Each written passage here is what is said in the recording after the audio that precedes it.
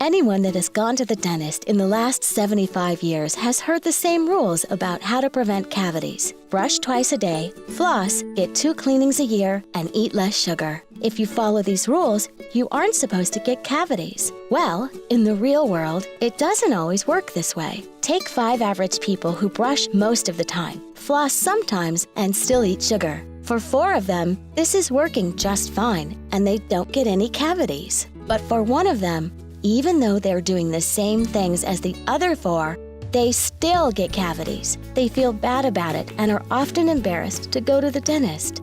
But wait, this doesn't make any sense. If they are all doing the same things, there must be more to getting cavities than just how perfectly they brush, floss, and eat. Recently, scientists have figured out that the chemistry and biology in your mouth, your oral ecology, has way more to do with getting cavities than the old rules do. Inside all of our mouths, on the surface of our teeth, you will find something called biofilm that contains both good and bad bacteria. The good bacteria are nothing to worry about and are actually good for you. The bad bacteria consume sugar and produce acid that eat away at the surface of your teeth, ultimately causing cavities. In a healthy mouth, the biofilm's pH is neutral or basic, and the percentage of bad bacteria is very low. Add some sugar and hardly any acid is produced, and teeth stay strong and healthy. In the mouth of someone that is prone to cavities, however, their biofilm is acidic and overrun with bad bacteria. Add just a little bit of sugar and lots of acid is produced, which destroys the surface of the teeth. No matter how much you brush or floss, you never get rid of all the biofilm, so just following the old rules doesn't really get you anywhere, and you keep getting cavities. How frustrating.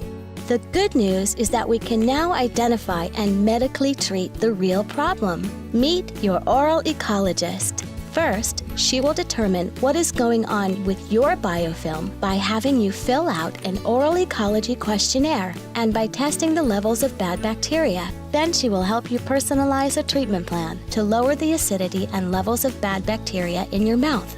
Treating the real problem this way will drastically lower your risk for future cavities. Just like any environment, your mouth changes over time, so you want to go through this simple process every 6 months or so. Changes in your life, like travel, medications, retirement, or pregnancy, can have big effects on your oral ecology.